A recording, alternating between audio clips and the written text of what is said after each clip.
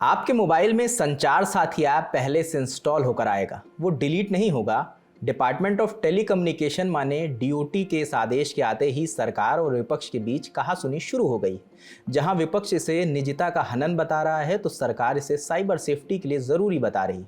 ऐसे में एक सवाल उठना लाजमी है, आखिर ऐसा क्या है इस ऐप में जिसने संसद के शीतकालीन सत्र के बाहर की गर्मी बढ़ा दी है।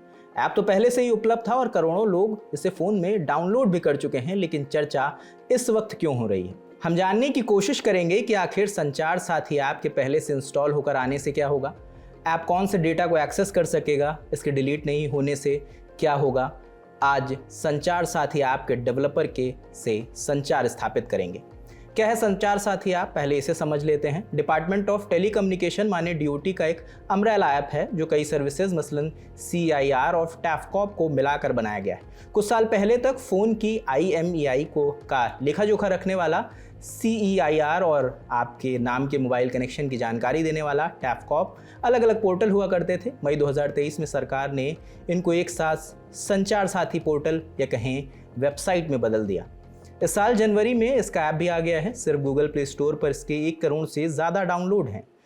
ऐप iOS यूज़र के लिए भी उपलब्ध है। ऐप से मदद से कई ज़रूरी काम किए जा सकेंगे, जैसे चोरी हुए मोबाइल को लॉक करना या उसे ट्रैक करना। आपके नाम पर कितने मोबाइल कनेक्शन हैं उसका पता भी चल सकता है। आपका मोबाइल असली है या नकली है इसका भी पता इस ऐप के ज़रिए चल जाएगा। देश के तमाम टेक एक्सपर्ट इसको अपने मोबाइल में डाउनलोड करने की सलाह देते हैं। सरकार भी समय समय पर इसके इस्तेमाल की बात कर रही है, मगर अब सरकार चाहती है यह ऐप पहले से फ़ोन में डाउनलोड हो और डिलीट भी ना हो।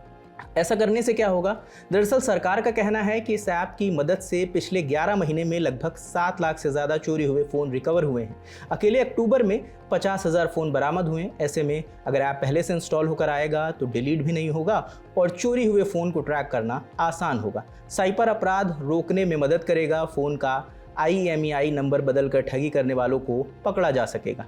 दुनिया के सबसे बड़े मोबाइल मार्केट जिसमें 120 करोड़ सब्सक्राइबर हैं उसमें यह बात ठीक तो लगती है, मगर चोरी हुए मोबाइल का एक स्याह पक्ष और भी है।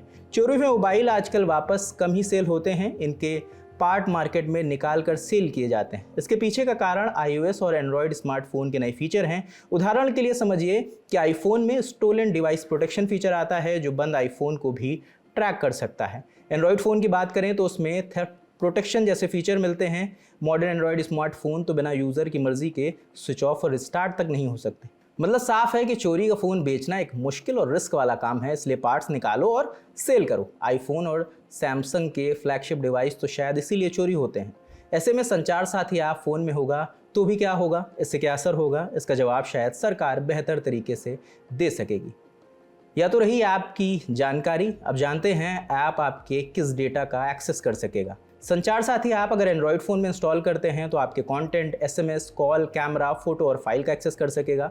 अगर बात आईफोन की करें तो ये फ़ोटो, फाइल और कैमरा का एक्सेस कर सकेगा। हालांकि आप कौन सी जानकारी शेयर करना चाहते हैं इसका कंट्रोल आपके हाथ में होगा। फ़ोन की सेटिंग में आपको परमिशन मैनेजर में इसका ऑप्शन मिल जाता है।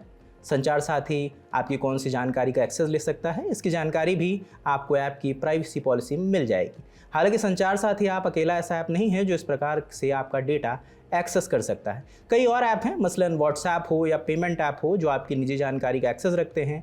गूगल पे जैसे ऐप तो बिना लोकेशन ऑन किए भुगतान तक नहीं करते, मतलब उनके पास आपकी पल पल की खबर होती है। कहने का मतलब ये है कि ऐप्स के पास आपकी निजी जानकारी होती है, लेकिन ऐप्स इसको थर्ड पार्टी से शेयर नहीं करते और आपके कहने पर वो डेटा डिलीट भी करते हैं। ऐसा दावा किया जाता है और ऐप्स की पॉलिसी में भी लिखा होता है। लेकिन गाहे बगाए इन सारे ऐप्स पर हमारी निजी जानकारी को थर्ड पार्टी ऐप्स को शेयर करने के आरोप लगते रहते हैं और आजकल तो AI का ज़माना है, तो आपकी निजी जानकारी का इस्तेमाल कर उन्हें ट्रेन किया जाता है। एक्सपर्ट्स का कहना है क्योंकि संचार साथी एक सरकारी ऐप है तो बात बढ़नी थी। देखने वाली बात होगी कि सरकार इस पर अपना क्या पक्ष रखती है, सरकार क्या जवाब देती है। देखने वाली बात यह भी होगी कि एप्पल इस आदेश को कैसे लेगा। वो अपने फ़ोन में थर्ड पार्टी ऐप पहले से इंस्टॉल नहीं करता है, भले ही सरकार से उसे भिड़ना पड़ जाए। इंडिया में 8 करोड़ एक्टिव डिवाइस के साथ उसका मार्केट शेयर भी लगभग 4.5% है। ऐसे में मुमकिन है और शायद ऐसा हो सकता है कि वो कोई बीच का रास्ता निकाले, माने वो अपने यूज़र्स से कह सकता है कि भैया ये आप तो डाउनलोड करना होगा। अब क्या होगा आगे, जो पता चलता जाएगा वो आपको बताते रहेंगे। इसमें एक प्रतिक्रिया IFF माने इंटरनेट फ्रीडम फाउंडेशन की ओर से आई है। उनका कहना है यह आदेश भारत के हर स्मार्टफोन में एक अनियंत्रित सरकारी निगरानी तंत्र बैठाना जैसा है। उन्होंने इसके खिलाफ RTI फाइल की है और मांग की है इस आदेश को वापस लिया जाए। इस बीच एक प्रतिक्रिया और कयास लगाए जा रहे थे, जैसा जिक्र हुआ कि इस ऐप को डिलीट नहीं किया जा सकता, तो एक प्रतिक्रिया जो केंद्रीय मंत्री हैं ज्योतिरादित्य सिंधिया उनकी ओर से आई है। उनका कहना है इस ऐप को डिलीट किया जा सकता है, यूजर की जब मर्जी होगी तो इसे डिलीट किया जा सकता है। तो ये हालिया अपडेट थे संचार साथी ऐप से जुड़े। जो भी अपडेट आते जाएंगे वो हम आपको बताते रहेंगे। मेरा नाम रजत है, कैमरे के पीछे राहुल हैं। देखते रहिए लल्लन टॉप। शुक्रिया।